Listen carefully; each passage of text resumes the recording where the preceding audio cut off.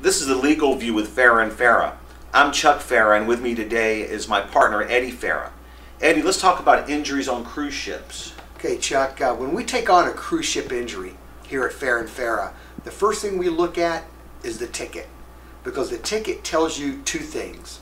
It tells you how long you have to file your lawsuit, and two, it tells you where you got to file your lawsuit. Under general maritime law, you typically have 3 years to file your claim if you're injured.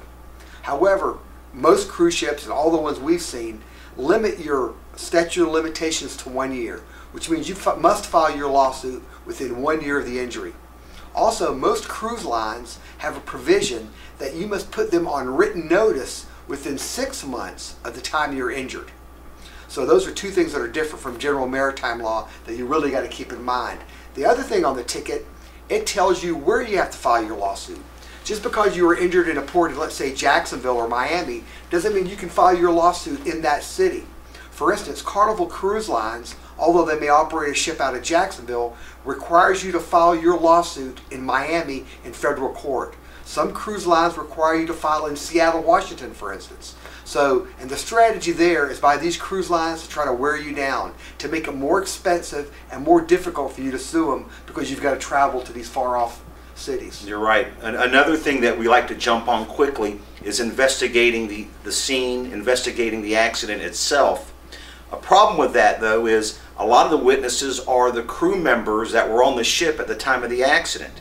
And since most of these people are foreign nationals, we're required to go to their port, which could be anywhere in the world, to take their deposition or their statements. That could be a really big problem with these types of cases. Yeah, I tell you, when you look at these cruise ship injuries, a lot of the rules are really stacked in favor of the cruise line. They are. There are just simple things that are just kind of unique to cruise lines. For instance, they have an absolute right to search you and your stateroom without notice.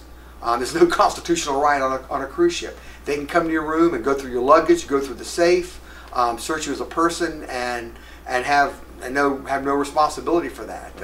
Another thing you want to remember is that a lot of times, if you're on a cruise, you may take these shore excursions, and sometimes injuries occur while you're taking a shore excursion.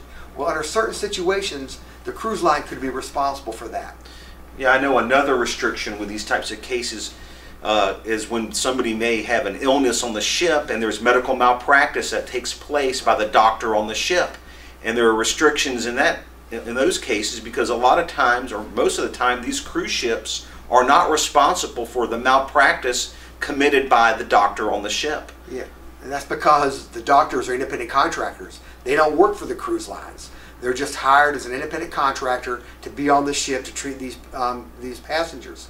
So we've seen cases where malpractice has occurred, and the injured party has no recourse against a cruise ship. And a lot of times, these doctors are foreigners. They have no malpractice coverage, and so the injured passenger is really out of luck.